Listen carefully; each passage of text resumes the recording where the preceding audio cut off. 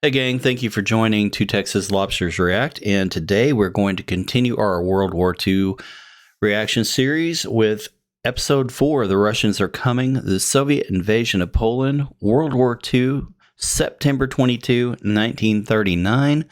I hope you enjoy this video. If you haven't already, please hit the subscribe button and share my videos. It will help me get my video out there to other people just like yourself looking for good entertainment. Thank you so much. Without any further ado, let's go ahead and get into it. September 22nd, 1939. Germany invaded Poland at the beginning of the month, and this week, the Polish days of defense and desperation get far, far worse. This week, the Soviet Union also invades Poland.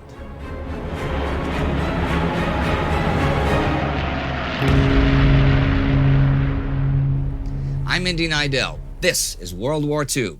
Last week, the Poles managed to surprise the Germans at the Bzura River, but after a few days of success, the tide turned and the Germans took over 150,000 Polish POWs. In the captured territory, the German war on civilians continued, though many in the German army were opposed to it, and in the West, Britain began landing troops in France in large numbers.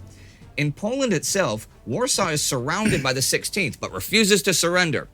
The Polish army has retreated eastward and has planned to maybe regroup around Lvov, but those hopes are dashed on the 17th when the Soviets suddenly invade. Even Hitler's generals were unaware that this was going to happen. This day, Soviet Foreign Minister Vyacheslav Molotov declares in Moscow that the Polish government has ceased to exist, so Soviet troops have occupied eastern Poland to protect Russian citizens in western Belarusia and western Ukraine. And now I'm going to go off on a tangent here. An interesting point by Max Hastings in All Hell Let Loose. From a 2018 perspective, and because of, spoiler alert, the way the war ended with Russia on the Allied side, many historians have accepted the post-war Soviet Union's claim that they were neutral in the early stages of the war. This is false. In 1939, he made a historic decision to acquiesce in German aggression in return for Nazi support for Moscow's own program of territorial aggrandizement. Whatever excuses the Soviet leader later offered, and although his armies never fought in partnership with the Wehrmacht, the Nazi-Soviet pact established a collaboration. And it is certainly... Well, here you go. You can't trust a Russian. You just can't trust a Russian. Let me clarify that. You can't trust a Russian leader. You can't trust a Russian militant, a communist. The people of Russia, the community of Russia, the population of Russia overall are kept in the dark just as much as anyone else, and it's a shame. It's a travesty. But Russia has proven itself time and time again to be an untrustworthy enemy there as well. True to the world at large this week in 1939, Germany and the Soviet Union are the twin faces of totalitarianism. Now, Hitler has hopes that the Russian invasion will cause the Allies to declare war on the Soviet Union. And though there is some debate in London, for example, as to whether Britain's commitments to Poland involved fighting against another enemy, it is only Winston Churchill and Leslie Hore-Belisha, the Secretary of State for War, who think war with the Soviet Union is something to prepare for.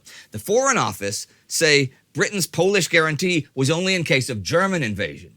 The Poles are at first bewildered and then completely outraged that their Western allies have done nothing to help them. But you know, what could they really do? German General Erich von Manstein writes of the invasion of Poland, "It's a grand decision of the Führer in view of the attitude of the Western powers up till now. His offer to solve the Polish question was so obliging that England and France, if they had really wanted peace, should have pushed Poland into accepting." The 17th is in fact the day that the Poles expect the French to begin their promised offensive on the Western Front. But instead, the French call off their probing attacks in Saarbrücken. There was going to be a larger advance, but the Polish collapse sort of makes it seem pointless to them. The next day, Polish President Ignacy Mościcki and Army Commander Edvard Rydz-Smigły enter Romania. They are interned because Mościcki issues an official proclamation for Poles to continue the war and make their way to France, and is thus functioning as a belligerent regime on Romanian soil. The Germans protested, and the Romanians enforced international law rather than risk German intervention. And as the Soviets advance, there is basically no defense against them because of the German invasion. The Russians have 2 army groups invading. The Polish have 18 battalions in the whole east of Poland. As for the rest of the week of war, on the 17th, British aircraft carriers are taken off of anti-U-boat patrols after the Courageous is sank by U-29. 518 sailors died. Wow, The following that's day, horrible. the British public hears the first broadcast of Lord Haw-Haw from Berlin. Germany calling, Germany calling. Here are the Reichs under ambush. Station Bremen and Station DXB on the 31-meter band. You are about to hear our news in English. Lord Haw-Haw is actually Irish-American William Joyce, and his broadcasts are German propaganda designed to demoralize the British people. By the 19th, Soviet advanced troops reach the Hungarian border. In the north, Vilna falls. The Soviets link up with the Germans at Brest-Litovsk, which is given to the Soviets as per the August 23rd secret agreement. On the 20th, Adolf Hitler enters Danzig and is given a huge welcome by the mostly German population. After this, he goes to the resort town of Sopot and meets with Karl Brandt, his personal doctor, Leonardo Conti, the chief German medical officer, and Philipp Buhler, Reichsleiter, the second highest political officer of the Nazi Party, just below Hitler himself.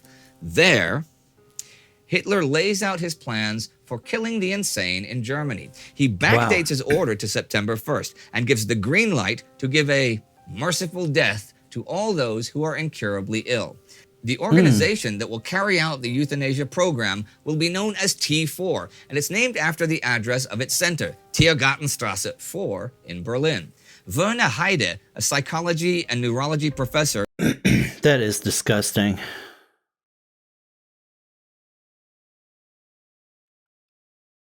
Wow, he did want a perfect race, didn't he? Parkinson's, epilepsy, learning disability, motor disability, religious delusion. Wow. Is its head, and the program will scour the asylums for those to receive a merciful death.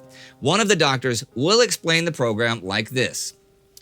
The idea is unbearable to me that the best, the flower of our youth, must lose its life at the front in order that feeble-minded and asocial elements can have a secure existence in the asylum. Over the next couple of years, tens of thousands of people judged insane will be put to death in Germany. But not everyone is for Hitler's extreme agenda. The Einsatzgruppen, the SS task forces, have continued killing Jews in the towns that fell under German control. But on the 20th, the German 14th Army reports that a lot of the soldiers are really uneasy by what they call illegal measures taken by the SS task force assigned to them under General Udo von Boysch. But did they do anything about it? One grievance from many fighting soldiers is that the SS men are not fighting at the front, but rather against defenseless civilians. Field Marshal von Rundstedt, in charge of the whole Army Group South, then says Boysch's men will no longer be tolerated in the war zone.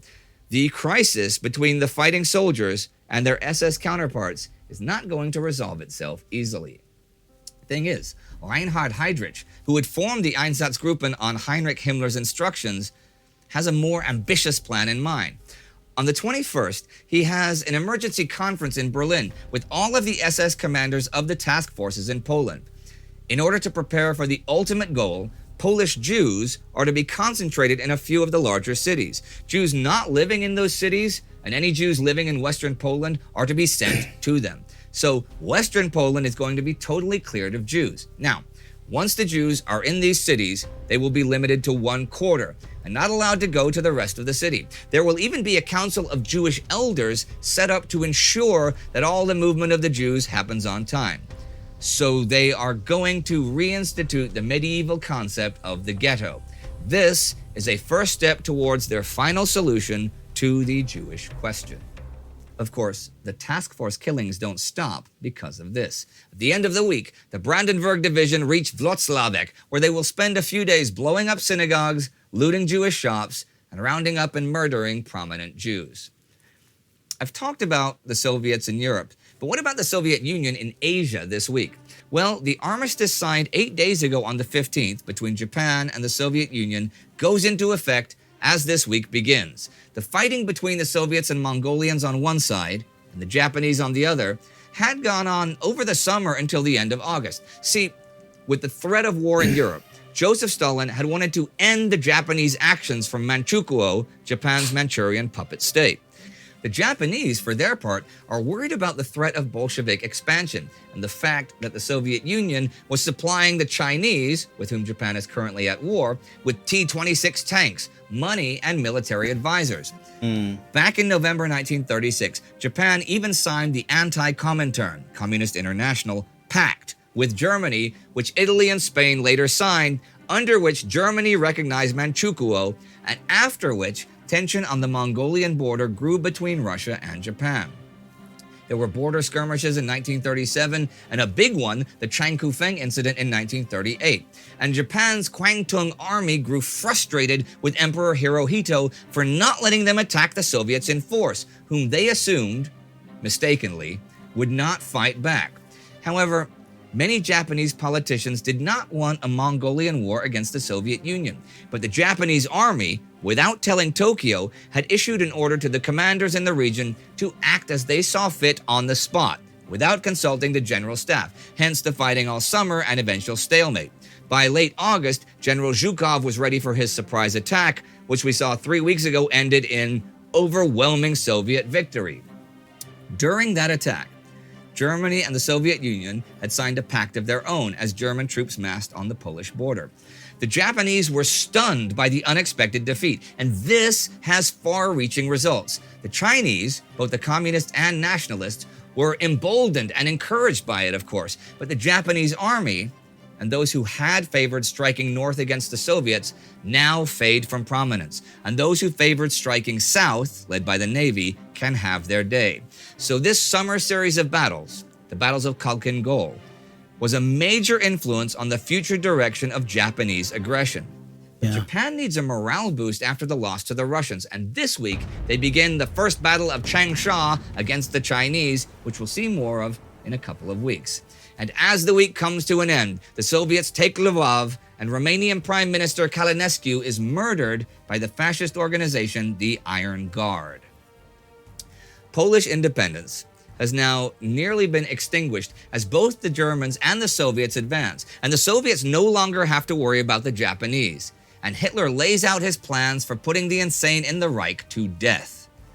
And Heydrich tells his commanders to recreate the ghetto system in Poland in preparation for the final solution of what to do with the Jews. I don't think I have to add any more, since we all know what that is. If you'd like to learn more about the conflict between Poland and Soviet Russia, you can click.